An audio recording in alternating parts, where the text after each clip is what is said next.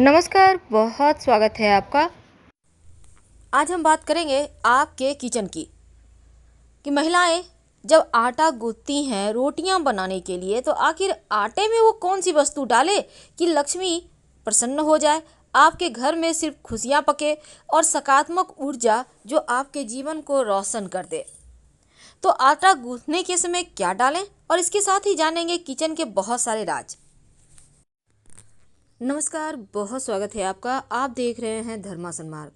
आपके किचन में छुपा है अरबपति बनने का राज। जी हाँ दोस्तों, क्योंकि आपके किचन का तवा और कढ़ाई आपके जीवन को बदल सकता है। तवा हमारे किचन की सबसे ज़रूरी चीज़ है और ये धन को खींचता भी है, क्योंकि देखिए माँ लक्ष्मी वहीं होती हैं जहाँ पर हर एक चीज़ करीने से रखी जाए। और वास्तु भी कहता है कि सही जगह पर अगर सही चीज़ों को व्यवस्थित तरीके से रखें तो जीवन में धन की कमी नहीं होती, बेवजह कलह क्लेश नहीं होते। अब वास्तु के अनुसार तवे का महत्व भी बहुत है और किसी खास जगह पर किसी खास तरीके से अगर आप तवा को रखते हैं अपने किचन में तो इससे आपको बेशुमार दौलत भी मिलती है। एक बात हमेशा याद रखिए, तवा और कढ़ाई राहु का प्रतिनिधित्व करते हैं। तो अपने हम आपके अगर किचन पे आए तो देखिए रसोई को हमेशा साफ सुथरा सलीके से रखें। भूल कर भी गंदे तवे को व्यवहार ना करें, ना ही गंदी कढ़ाई को। यानी तवा आपका जला हुआ है और आप उसी को यूज कर रहे हैं, ऐसा मत कीजिए।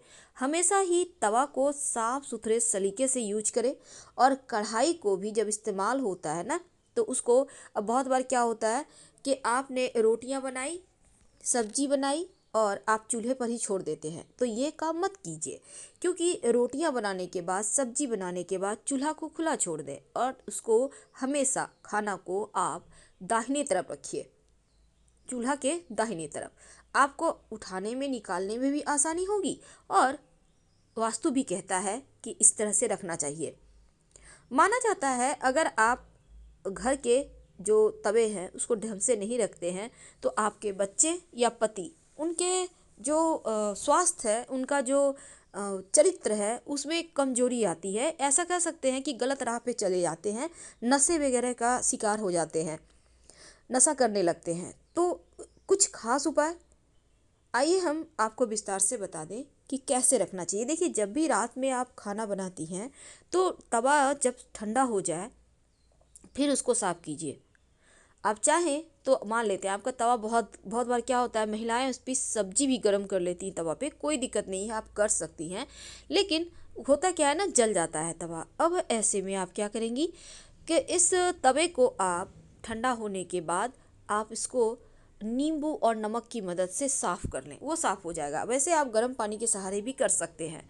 तवा को कभी भी उल्टा करके मत रखिएगा, सबसे बड़ा दोष यहीं पे लगता है। ये बात हमेशा याद रखिए। जब भी आप सुबह सुबह या शाम में खाना बनाती हैं, रोटियां बनाती हैं, पराठा बनाती हैं, कई बार क्या होता है आप डोसा बनाती हैं, अब होता क्या है ना, तवे पे चिपकता है। जब आप पूरी तरह से साफ़ कर लेंगे तो चिपकने लगता है। तब ऐसे में आप हल्का सा तेल डालकर फिर शुरू करेंगे बनाना तो नहीं चिपकेगा। बहुत सारे लोग प्याज भी यूज करते हैं, लेकिन बहुत सारे घरों में लहसुन प्याज यूज नहीं होता, इसलिए आप हल्का सा तेल या ऑयल डालकर उसको पोंछ दें किसी कपड़े की सहायता से। अब रोटियां जब बनाएंगी तो जब तवा गर्म हो जाए एक चुटकी नमक डाल दें, कपड़े से पोंछकर उसको हटा दें, फिर रोटियां बनाना शुरू करें। और याद रखिएगा नमक में कोई मसाला वगैरह नहीं मिला हो, नमक साफ सुथरा अलग से रख लें थोड़ा सा। तो रोटियां जब आप बनाएंगी तो सबसे पहले एक छोटा रोटी निकाला जाता है। ये रोटी होता है गाय के लिए। अगर आपके द्वार पे, दरवाजे पर गाय आती है तो आप थोड़ा बड़ा भी निकाल सकते हैं। लेकिन जो प्रथम रोटी है, पहला रोटी है और जो सबसे लास्ट वाला है, इसको नहीं खाना चाहिए। लास्ट में भी आप एक छोटा रोटी ज़रूर निकालिए। बहुत बार क्या होता है घर में ना पहले ना पीछे रोटी निकाला जाता है, बस डायरेक्ट बना लिए, दो चार पराठे बना लिए, रख दिए तवा। तो देखिए, पहला और पिछला रोटी आप मान लेते हैं आपके आसपास जानवर नहीं है, कोई दिक्कत नहीं है, आप छोटा छोटा सा आटे को डाल के आगे और पीछे सबसे लास्ट में निकाल के उसको साइड रख दें, कहीं रख दीजिएगा, चींटियाँ खा लेंगी। तो इस तरह से जानवर या चींटियों को दे दें, ये रोटी आपके लिए अच्छा रहेगा।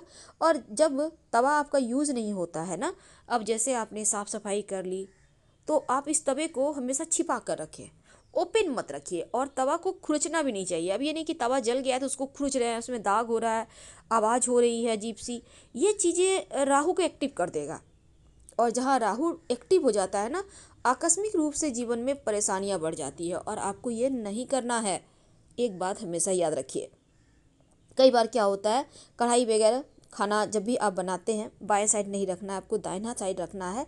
और खाना बनाने के बाद चूल्हा पे नहीं रखना है, क्योंकि चूल्हा को बोला जाता है कि वो माँ अन्नपूर्णा है, जो अपनी जैसे माँ एक बच्चे को पोषित करती है, उसी तरह माँ अन्नपूर्णा भी हमें पोषित करती हैं। तो उन पर हमेशा भार बना रहे, ये सही नहीं है। तो हमेशा ओपन रखें और चूल्हा को हमेशा साफ़ करके रखें। अब ये नहीं कि अभी खाना बना लिए, करेंगे बाद में साफ़, नहीं, तुरंत साफ़ कर लें, आसानी से सफाई भी हो जाएगी और आपके घर में जो लक्ष्मी है वो भी प्रसन्न रहेंगी। तो नमक डाल के आपको रोटी बनाना है, इस बात को ध्यान रखिएगा। और जब तवा अधिक जल जाए, तवा को एक बात हमेशा याद रखिए, चमका कर रखना चाहिए। चमका कर मतलब नींबू नमक से जो आप उसको साफ़ कीजिएगा ना, आप देखिएगा एक अलग ही साइन आता है। जितना ज़्यादा आपका तवा चमकेगा उतना ही आपका भाग्य साथ देगा। तवे कढ़ाई को कभी भी जूठा में नहीं निकालना चाहिए। कई बार आपके यहाँ मेड आती है, आप टोटल बर्तन निकालती हैं, उसमें तवा कढ़ाई भी निकाल दी। देखिए, आप मेड से ही धुलवाइए, ऐसा हम नहीं कहते कि आप खुद से धोइए, लेकिन क्या करना है ना कि उसको आप कहें कि पहले वो सफाई से उसको साफ करके हटा दे, फिर बाकी के जूठे बर्तन धोए। इससे क्या होगा, तवा कढ़ाई की पवित्रता भी बनी रहेगी और आपका वास्तु दोष भी आपको नहीं लगेगा। तो किचन में आपके तमाम चीज़ें हैं ऐसी जो आपकी परेशानियों को समाप्त कर सकता है।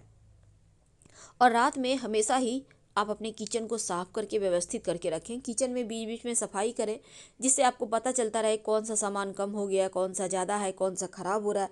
तो इससे क्या होता है ना, घर में बरकत बढ़ती है। और एक बात हमेशा याद रखिए, सुबह सुबह अभी तो भागदौड़ की ज़िंदगी है, तो लोग बिना नहाए भी किचन में आ जाते हैं। तो कोई दिक्कत नहीं है, अगर संभव हो तो कपड़े चेंज कर लें। कपड़े चेंज कर ले मतलब कोई भी दूसरा कपड़ा पहन ले, शुद्ध होकर ही अगर आप खाना बनाती है ना, तो आपका किस्मत भी साथ देता है, भाग्य साथ देता है। अब देखिए, जब तवा को उपयोग के बाद आप सार्वजनिक रूप से नहीं रखना है कि आते जाते लोगों का नज़र पड़े, हमेशा छिपा कर तो रखना ही है। क्योंकि और उल्टा नहीं रखना चाहिए। उल्टा रहने से क्या होता है ना, घर में असामान्य घटनाएं होने लगती हैं, यानी राहु एक्टिव होगा तो असामान्य होगा ही। अब दूसरी तरफ चूल्हे पर तवा वही जो चढ़ा रहा है, यानी कि आपके घर में मान लेते हैं 2-3 लोग हैं, आपने तवा चढ़ाया, कुछ रोटियां बनाई, किसी ने और कुछ बनाई, तवा पे ऐसे ही चूल्हे पे जो व्यक्ति चढ़ाता है तवे को चूल्हे पर, वही उतारेगा, इस बात का भी ध्यान रखिए। और गर्म तवे पर कभी भी भूल कर भी पानी मत डालिएगा। वास्तुशास्त्र कहता है ये जो छन्न से आवाज़ आती है जीवन की मुश्किलों को बढ़ा देता है, इसलिए ऐसा ना करें। और अंतिम रोटी कुत्ते को दें तो अच्छा है। कम से कम हर शनिवार के दिन रोटी पर हल्का सा सरसों का तेल लगाकर अंतिम रोटी पर अगर कुत्ते को खिला सकें तो जीवन की आकस्मिक समस्याओं से मुक्ति मिल जाती है। तवा और कढ़ाई को के बारे में बहुत सारी बातें हैं, और आपके घर में धन आने का आगमन भी तवा कढ़ाई खोलता है। घर की महिलाएं अगर बार बार एक ही तवे में या गंदी कढ़ाई में बिना धुले हुए बर्तन जो तवा कढ़ाई उपयोग लाती है ना, तो उनके परिवार के पुरुषों को ही नुकसान होता है। तो ऐसे में महिलाओं को ये समझना होगा ताकि जीवन में बरकत बनी रहे। और एक बात और, तवा प्रयोग में ना आए तो किचन में ना रखें, वहाँ से हटाकर ऐसी जगह रखें साइड में, कहीं आप अलमारी वगैरह में छिपाकर। और जहाँ भी आप तवा कढ़ाई को, कई बार क्या होता है बर्तन टांग कर रखती हैं खूंटी में, ये मत करें। बर्तन स्टैंड में सजा कर रखें पर खूंटी में मत टांगें। तो अब जानते हैं कि आटा गूंथते समय आखिर क्या डालें कि जीवन में खुशियाँ आ जाए। देखिए, सबसे पहली बात, आप अपने आटे के डब्बे में 1-2 पंखुड़ी केसर के डाल के रखें हमेशा ही। अगर केसर ना हो तो 1 चुटकी हल्दी डालकर रखें, 1 तुलसी का पत्ता डाल सकते हैं, ऑप्शन है, कोई भी एक चीज़ डाल के रखिए। और जब आप आटा गूंथती हैं रोटियां बनाने के लिए, तब आटा गूंथने के समय पानी से गूंथती हैं ना, तो उसमें 1 चम्मच आप दूध जरूर डाल दें। आप चाहें तो पूरा का पूरा आटा भी दूध से गूंथ सकती है, ज़्यादा दूध है तो, नहीं तो 1 चम्मच डाल के गूंथें और फिर देखिए कैसे माँ लक्ष्मी की कृपा आपके जीवन में बरसती है, कैसे धन आता है, कैसे खुशियाँ आती है। क्योंकि जब आप दूध से आटा गूँथती हैं, जब चूल्हे पर उसको आप पकाती हैं तवे पर चढ़ाकर, जब आप डायरेक्ट ओवन पर उसको फुलाती हैं फुलके को, तो क्या होता है ना, उसकी जो खुशबू है, दूध जलने की जो खुशबू है, वो जब उठेगी तो सकारात्मक ऊर्जा बढ़ेगी, नकारात्मक ऊर्जा दूर भागेगी। और यही तो है माँ लक्ष्मी के आगमन का शुभ प्रतीक। हम आपसे विदा लेते हैं। जानकारी अच्छी लगे तब लाइक कर सब्सक्राइब करें, अपनों से शेयर करें, कमेंट में हर हर महादेव जरूर लिखें। धन्यवाद।